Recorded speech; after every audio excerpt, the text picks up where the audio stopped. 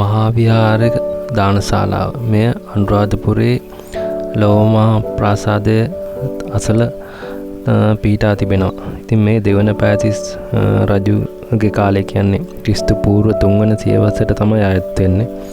ඉතින් තනි ගලෙන් නිරපු ගල්ලොරු දක්නට ලැබෙනවා. ඉතින් මෙතන සඳහන් වෙන ආකාරයට භික්ෂූන් වහන්සේලා 3000කට පමණ දන් සපයන්න පුළුවන් දන් ඔරුවක් තියෙනවා. ඉතින් ඒක තමයි මෙතන ගොඩක් සුවිශේෂී ස්ථානය. ඉතින් මේ තමයි ස්ථානෙ. ඉතින් ගල් කණු දැන් ඇත්තටම නටබුන් විතරයි ඉතිරි වෙලා තියෙන්නේ. ඉතින් ඒ කාලේ තිබ්බ තාක්ෂණය ඉතින් කොහොම මේ තාක්ෂණයක් තිබුණාද කියලා අදටත් ඇත්තටම හොයාගන්න බෑ. ඉතින් මේ වගේ තාක්ෂණයක් අද නෑ ඇත්තටම. ඒ කාලේ මොන තාක්ෂණයක් තිබුණාද කියලා අපිට හිතෙනවා. ඉතින් මොකද මේ ගල් වලින්මනේ ශෛලමය වශයෙන් කරපු නිර්මාණ තමයි විශාල ප්‍රමාණයක් දක්නට තියෙන්නේ.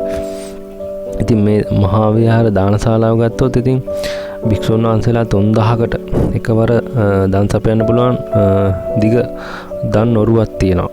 ඉතින් ඒක තනි ගලෙන් ඇතුළට නෙරලා කොටල්පු එක. ඉතින් මේක නම් පොඩි දන් ඔරුවක්. මෙතනට නැගෙනහිර දිශාවෙන් තමයි මේ තියෙන්නේ. භික්ෂුන් වහන්සේලා 3000කට පමණ දන් සපයන්න පුළුවන් දන් ඔරුව.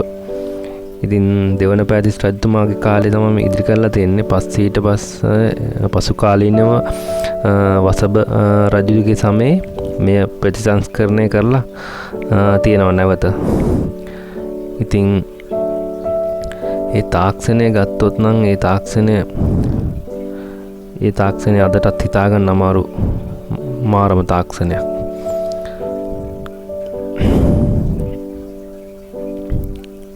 ඉතින් මේ භූමිය තමයි මේ හැරිය තමයි භික්ෂුන් වහන්සේලා 3000කට පමණ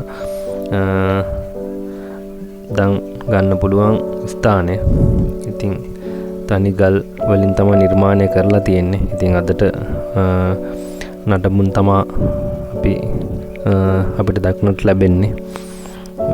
ඒවා අද අපිට බලා ගන්න පුළුවන් විදිහට සකස් කරලා ඉතින් ගල තුලම ගල් කැටයම් කියන්නේ ගල් වලම තමයි හැමදේම ලස්සන නිර්මාණය කරලා තියෙන්නේ.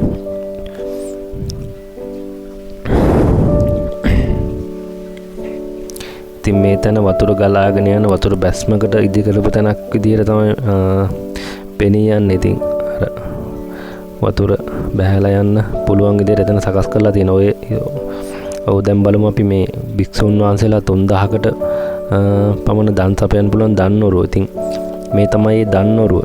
ඉතින් ගත්තම නම් ඇත්තටම කියනවා නම් මේක මහ පුදුම නිර්මාණයක්.